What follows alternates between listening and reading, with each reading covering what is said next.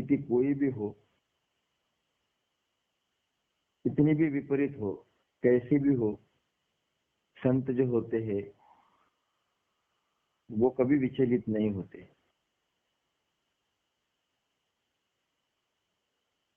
दादाजी ने इसके बारे में बताया था कि संत तुकाराम जो थे,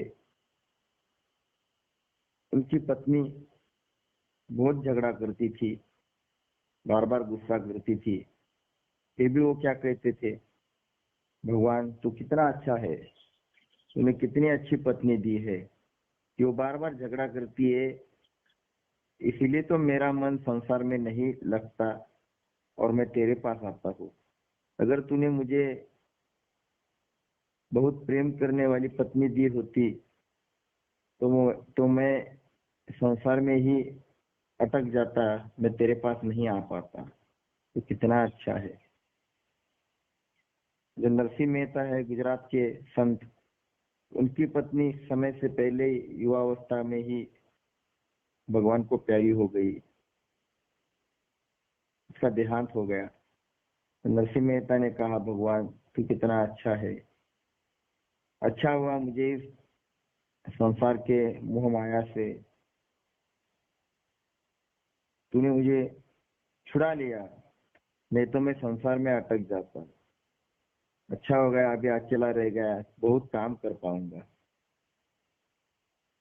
और जो संत एकनाथ थे, उनकी पत्नी बहुत सेवा करती थी, संत एकनाथ जी के कार्य में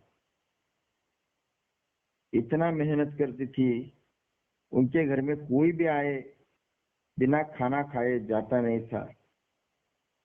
बहुत सेवा करती थी, बहुत काम करती थी, पर कभी तकरार नहीं करती थी।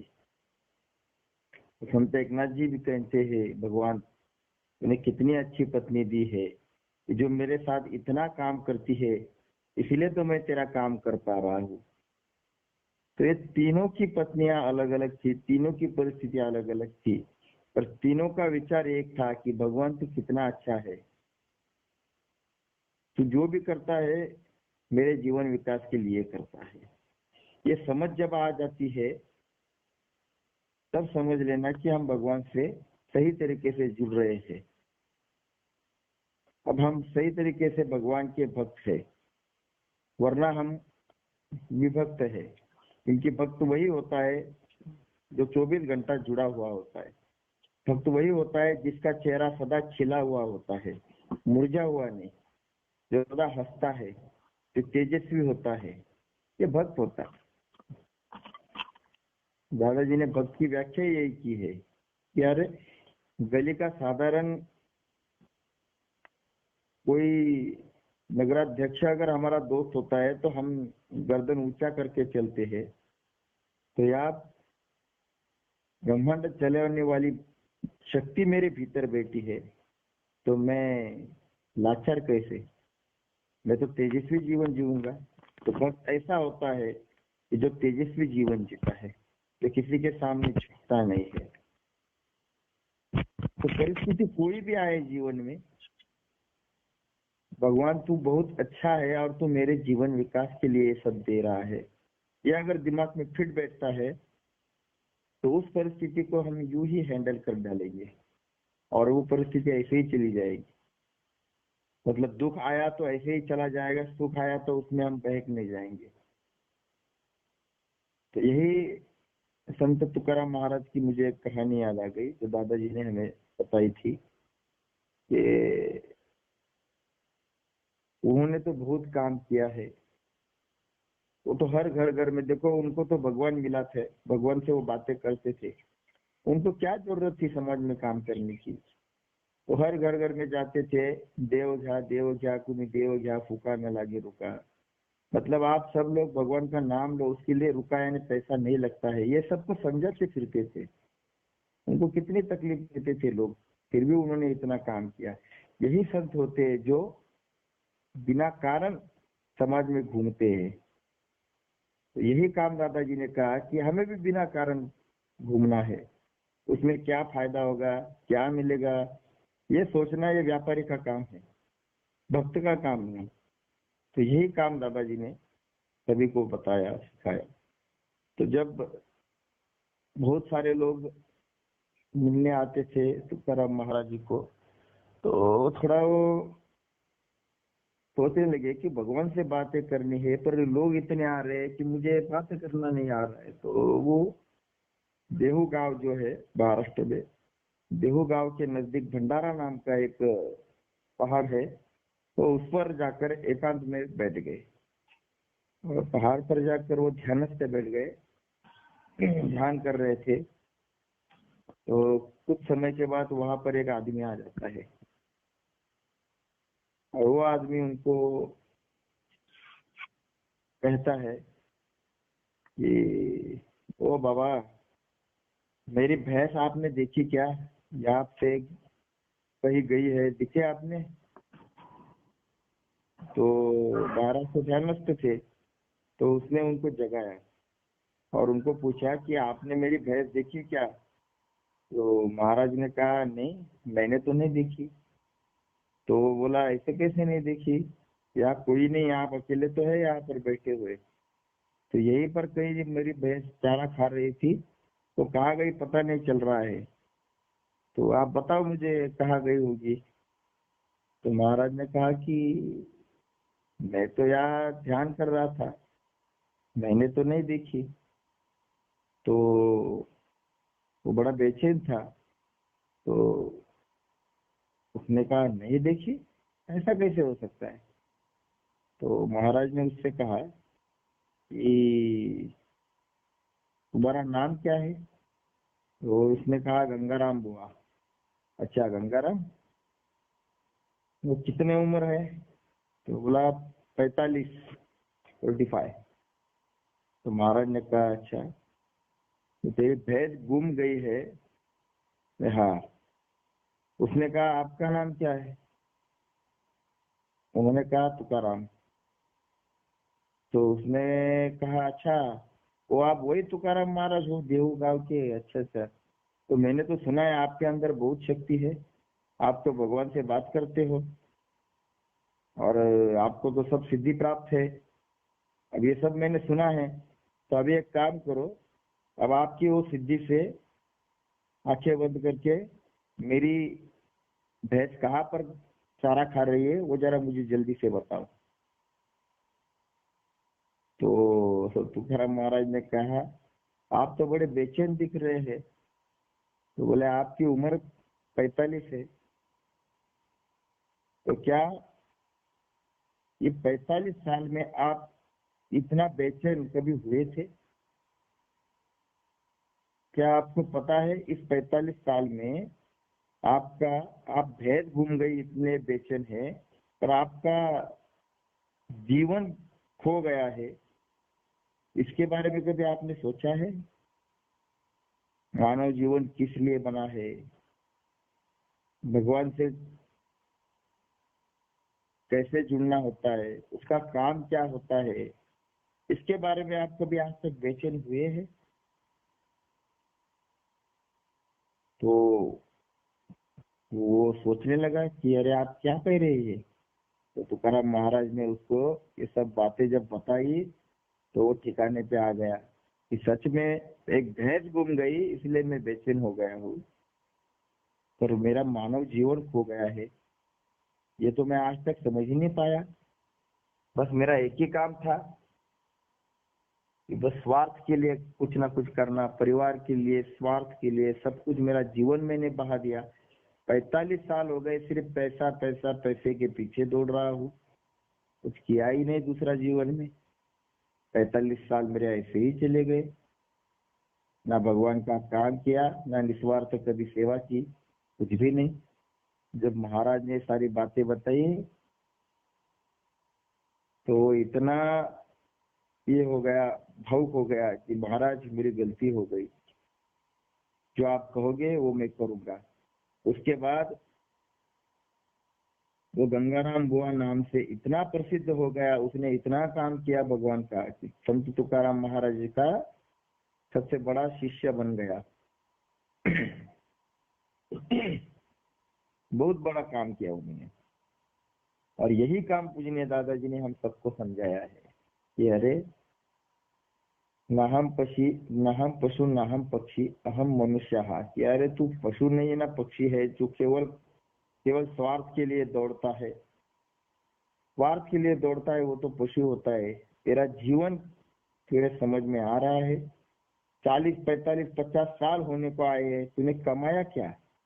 2-4 बंगला, 2-4 जमीन जायदाद के प्रॉपर्टी के टुकड़े क्या कमाए? तू उसमें ही अटक गया। इसमें से क्या तेरे साथ आने वाला है? धनानि भूमो पशवस्य गोष्ठे हर्या गृहद्वारे जनक स्मशाने देहाश्चिताया परलोक मार्गे कर्मानुगो गच्छति जीव। कहा क्या आने वाला है? तू जितना भी सारा धन कमा, धनानि भूमो, कितनी भी प्रॉपर्टी कमा, सारा यहीं पे रहने वाला है। पशु जो है वो तेरे तेरे तबेले में, मतलब गाड़ी जो है हमारे गैरेज में ही रहने वाली है। धनानि भूमो पशुवश्य गोष्ठे भार्या गुरुद्वारे, जो पत्नी है जिसके लिए तू इतना इतना सब कुछ करता है, सब कुछ उसके ही लिए करता है। तो कितना भी उसको दे, तू दाग दागिना से लेकर गहनों से लेकर उसको कितनी भी महंगी साड़ियां दे, कितना भी कुछ दे, 4 दिन वो खुश रहेगी, 5वें दिन उसका मुंह टेढ़ा ही रहेगा। वो तुझे बार बार अकल देती दिखाती है कि तुम्हें तुम्हें क्या करना है, कि वो अकल दिखाती है, समझाती है, पर हम नहीं समझते। वो झगड़ा ही करती है 4 दिन के बाद, फिर भी हमें लगता है नहीं नहीं मेरा जीवन इसके लिए है। उतना अगर भगवान के लिए करते तो इतने दिन में भगवान भी प्रसन्न हो जाते। एक ही ऐसी पत्नी है दुनिया में जिसने एक संत तैयार किया था, संत तुलसीदास। वो इतना पागल हो गए थे, इतना पागल हो गए थे कि उन्होंने पत्नी को मायके जाने ही नहीं देते थे। पर फिर भी एक दिन उन पत्नी ने कहा कि नहीं मुझे तो अभी जाना ही है। तो वो जब बाहर गए थे तो वो मायके चली गई। ये जब घर पर आकर देखते हैं तो पत्नी नहीं है। वो इतना पागल हो गए थे पत्नी के पीछे कि उनको केवल पत्नी ही सब कुछ दिखती थी। तो उन्होंने इतनी भयानक बारिश में अंधेरा हो गया था, तो वहां पर एक बहुत बड़े नदी को बाढ़ आ गई थी। वो बाढ़ को भी लांघ कर तैरते हुए उसके गांव गए और उसकी जो देखा दरवाजा बंद है, खिड़की जो थी उसमें उसमें एक डोरी लगाई थी, ऐसा डोर लगाया गया था। वो डोर को पकड़ के हुए वो खिड़की से अंदर आ गए। तो वहां पर उनकी पत्नी थी, उसको उसने जगाया।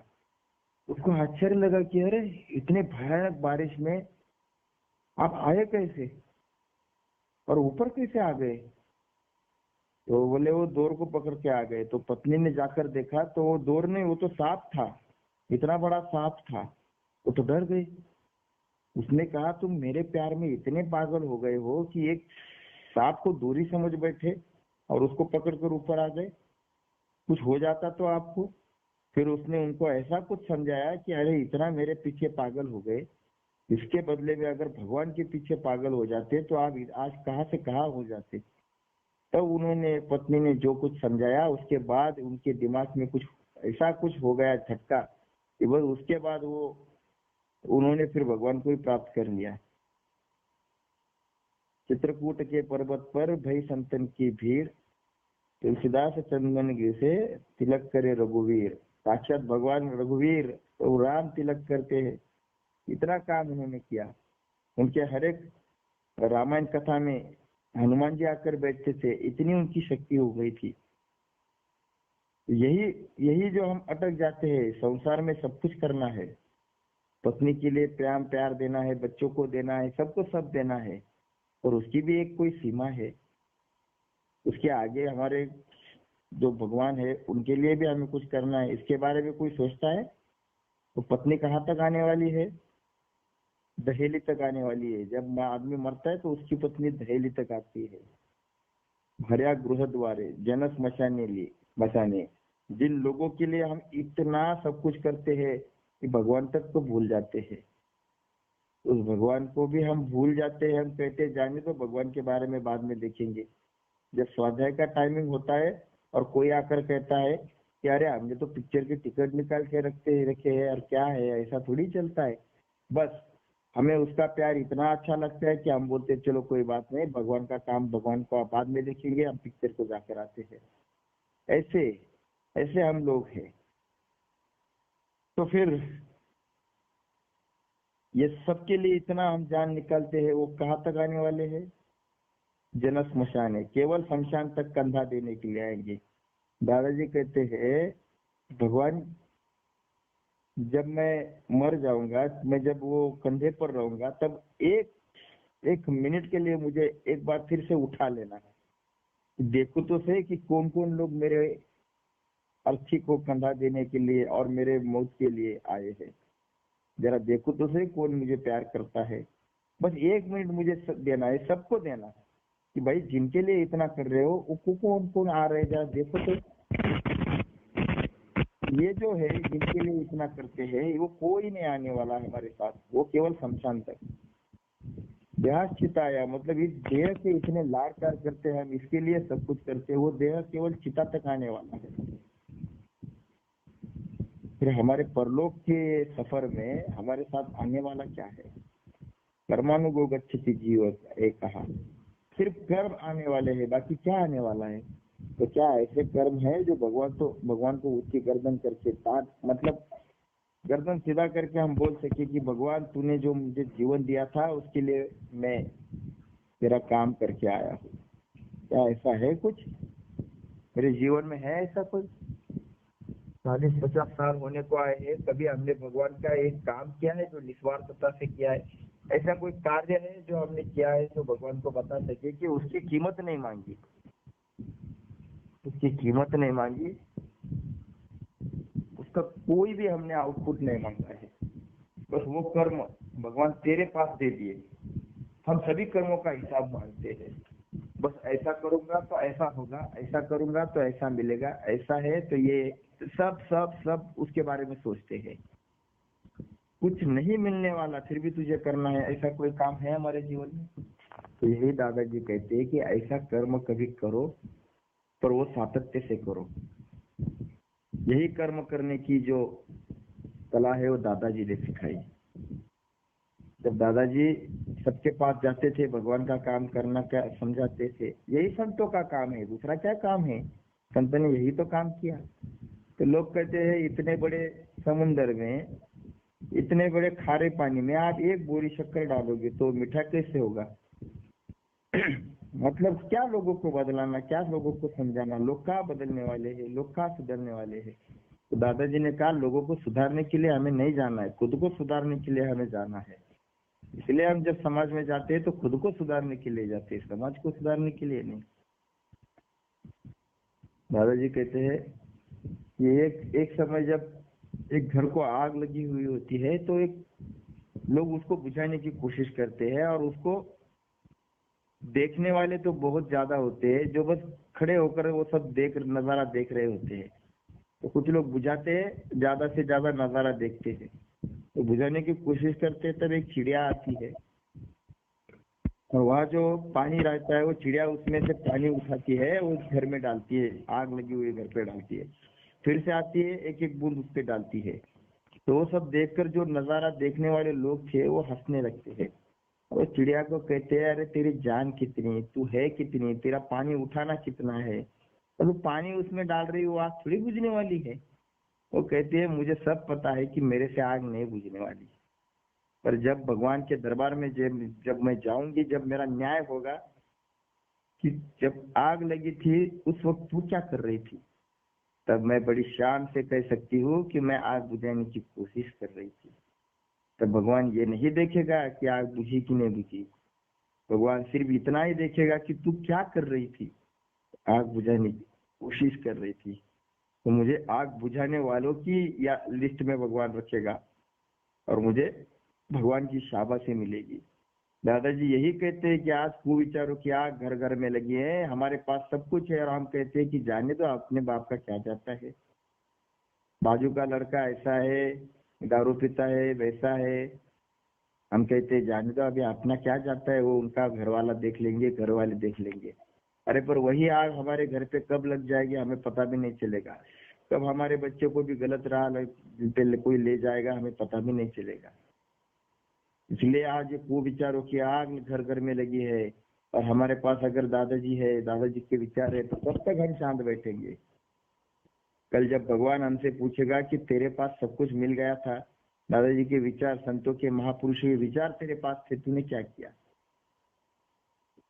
इसलिए आज हमें ये दादाजी ने कहा है कि ये काम आपको करना है कि घर घर तक ये विचार ले जाने हैं, ये आग बुझाने की कोशिश हमें करना है। हमें पता है हमारी बात कोई सुनने वाला नहीं है, हमें पता है कि अरे हम खुद की नहीं सुनते तो दूसरा क्या हमारी सुनेगा, हम खुद नहीं बदल पा रहे तो दूसरा हमसे क्या बदल पाएगा। हमारी शक्ति हमको पता है, फिर भी हम अगर ये कोशिश भी करते हैं तो भी भगवान कहेगा कि तुझे मानव जीवन देकर मैंने कोई गलती नहीं की है, कम से कम तूने कोशिश तो की।